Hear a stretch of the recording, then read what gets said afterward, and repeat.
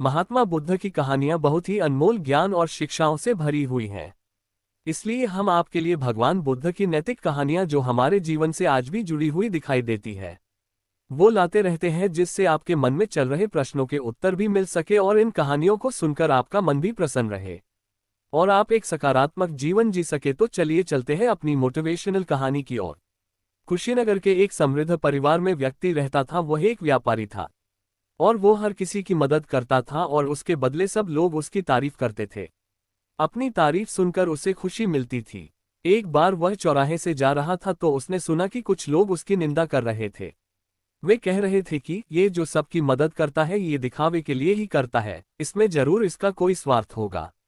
अपनी निंदा सुनते ही उसका मन व्यथित हो गया कि मैं सबकी कितनी मदद करता हूं लेकिन फिर भी लोग मेरी निंदा कर रहे हैं।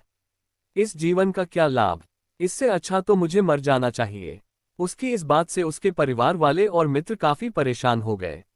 वह उसे समझाते कि तुम लोगों की बातों पर ध्यान न दो, हम सब तुमसे बहुत प्यार करते हैं, तुम जैसे भी हो बहुत अच्छे हो। लेकिन नकारात्मकता उसके मन में बस चुकी थी। उसे बस यही लगता था कि मेरा जीवन व्यर्थ है। उसके मित्र ने उसे बुद्ध के पास जाने की सलाह दी और कहा कि वही तुम्हारे समस्या का निवारण कर सकते हैं। फिर वह अपनी समस्या लेकर बुद्ध के पास पहुंचा। उसने बुद्ध से भी यही सवाल किया कि इतनी मदद करने के बाद भी अगर लोग हमारी निंदा कर रहे हैं तो इस जीवन का क्या अर्थ है। बुद्ध ने उसके सवालों का कोई जवाब नहीं दिया और कहने लगे कि तुम सबकी मदद करते हो तो मेरी भी मदद कर दो। ये पत्थर ले जाओ और इसका मूल्य बाजार के एक एक दुकान से पता कर लाओ। लेकिन याद रखना, तुम्हें इस पत्थर का केवल मूल्य पता करना है, इसे बेचना नहीं। फिर वो वह पत्थर लेकर बाजार चला गया। एक सब्जी वाले को पत्थर दिखाया तो वह कहने लगा कि इसके बदले में मैं तुमको 1 किलो सब्जी दे दूंगा क्योंकि यह पत्थर हल्की सब्जी तोलने के काम आ जाएगा। कुम्हार के पास गया तो वह कहने लगा कि मेरे पास तो आगे इतने कंकर पत्थर पड़े हैं, मैं इनका क्या करूंगा। इसके बदले मैं तुम्हें मटके दे सकता हूं या फिर कोई मिट्टी के बर्तन बना के दे सकता हूं। बनिए के पास गया तो वह कहने लगा कि इसके बदले मैं तुम्हें कुछ राशन दे सकता हूं। इसी तरह किसी ने पत्थर का मूल्य 1 सिक्का और किसी ने 2 सिक्के से ज्यादा नहीं डाला। सभी दुकानों पर जाने के पश्चात वो आखिर में वह एक जौहरी की दुकान पर गया और जौहरी को पत्थर दिखाया। जौहरी पत्थर देखते ही चकित रह गया। वह ध्यान से देखकर बोला कि इस पत्थर को खरीदने की मेरी औकात नहीं है। मेरी पूरी दुकान भी बिक जाए तो भी मैं ये पत्थर नहीं खरीद सकता। ये सुनकर वह व्यक्ति आश्चर्यचकित था कि यही पत्थर जो सबको बेकार सा लग रहा था उस जौहरी ने तो उसे बहुमूल्य बता दिया। उसने सारी बात बुद्ध को बताई। बुद्ध कहने लगे कि वह जौहरी ठीक कह रहा था, ये पत्थर बहुमूल्य पत्थर है जो मुझे एक बार राजा ने दिया था। मैं बस तुम्हें यही समझाना चाहता था कि हर किसी ने अपनी समझ के अनुसार उसकी कीमत लगाई, लेकिन तुम्हें अपनी कीमत की स्वयं पहचान करनी होगी। जैसे ये बहुमूल्य पत्थर बाकी सबके लिए बेकार था, इसकी कीमत केवल एक जौहरी ही पहचान पाया। बाकी सबके लिए यह पत्थर या तो व्यर्थ था या फिर उन्होंने इसका मूल्य बहुत कम आंका था। इसलिए तुम्हारा जीवन भी इस पत्थर की तरह है। तुम्हारा परिवार और मित्र इसकी असली कीमत जानते हैं। तुमको अगर किसी की मदद करनी है तो निस्वार्थ भाव से करो। किसी की प्रशंसा या फिर निंदा से तुमको कोई फर्क नहीं पड़ना चाहिए। इसलिए तुम अपनी कीमत पहचानो और दूसरों की बातों में आकर अपने लक्ष्य से मत भटको। ये कहानी हमें यही शिक्षा देती है कि स्वयं को स्पेशल समझकर जीना शुरू करो, क्योंकि हर इंसान एक जैसा नहीं होता। सब में एक खास बात होती है जो हमें खुद स्वयं में ढूंढनी है और वो दुनिया को दिखानी है। इसलिए जरूरत केवल स्वयं को पहचानने की है। अगर आपको ये कहानी पसंद आई है तो इसे लाइक, सब्सक्राइब और शेयर जरूर करें।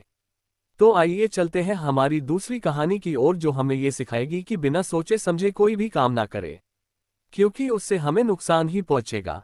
इसलिए जो भी काम करना उसे शांत रहकर सोच समझकर करे। एक बार एक नगर में एक किसान रहता था। जिस दिन उसकी पत्नी ने एक पुत्र को जन्म दिया उसी दिन एक नेवली ने एक शिशु को जन्म दिया। बच्चे को जन्म देने के पश्चात नेवली मर गई। किसान की पत्नी नेवले के बच्चे का भी पालन पोषण करने लगी, लेकिन उसके मन में हर समय यही शंका रहती कि कहीं नेवला हिंसक प्रवृत्ति के कारण उसके पुत्र को काट न दे या फिर कोई नुकसान न पहुंचा दे। एक दिन किसान की पत्नी बनवारी की दुकान पर कुछ सामान लाने के लिए जाने लगी तो अपने पति से कहा, जब तक मैं लौटकर न आऊं आप बच्चे के पास रहना। पत्नी को आने में देरी होती देख किसान बच्चे को नेवले के पास छोड़ अपने काम के लिए चला गया। कुछ समय के पश्चात जब किसान की पत्नी लौटी तो उसने नेवले के मुंह पर खून लगा देखा। उसका माथा ठनक गया कि कहीं इसने मेरे बच्चे को नुकसान तो नहीं पहुंचा दिया है। इसी शंका में उसने अपने बाजू में पड़ा पत्थर नेवले के ऊपर दे मारा, जिससे उसकी उसी समय मृत्यु हो गई। किसान की पत्नी ने जब अंदर जाकर देखा तो उसका बच्चा खेल रहा था और पास में ही फर्श पर सांप के टुकड़े पड़े हुए थे। सांप को देखकर किसान की पत्नी समझ गई थी कि नेवले ने सांप से मेरे बच्चे की रक्षा की है। ये सब देखकर किसान की पत्नी को बहुत पछतावा हो रहा था कि उसने पुत्र समान नेवले की हत्या कर दी। जब किसान लौटा तो उसने सारी बात उसको बताई और कहने लगी कि मैंने अनजाने में अपने पुत्र की रक्षा करने वाले की ही हत्या कर दी। ये सब सुनकर किसान बहुत दुखी हुआ और कहने लगा कि तुम्हें किसी भी निर्णय पर पहुंचने से पहले उसके परिणाम के बारे में सोच लेना चाहिए था। इस कहानी से हमें ये सीख मिलती है कि जब तक अपनी आंखों से देख और कानों से सुन ना ले, तब तक किसी भी नतीजे तक ना पहुंचे, क्योंकि हमारे मन में हमेशा बुरे ख्याल सबसे पहले आते हैं, जिसे हमें साइड में रखकर अच्छे विचारों को अपनाना है। तो दोस्तों, आपको हमारी ये कहानी पसंद आई हो तो इसे लाइक, सब्सक्राइब और अपने दोस्तों और परिवार वालों से शेयर जरूर करें।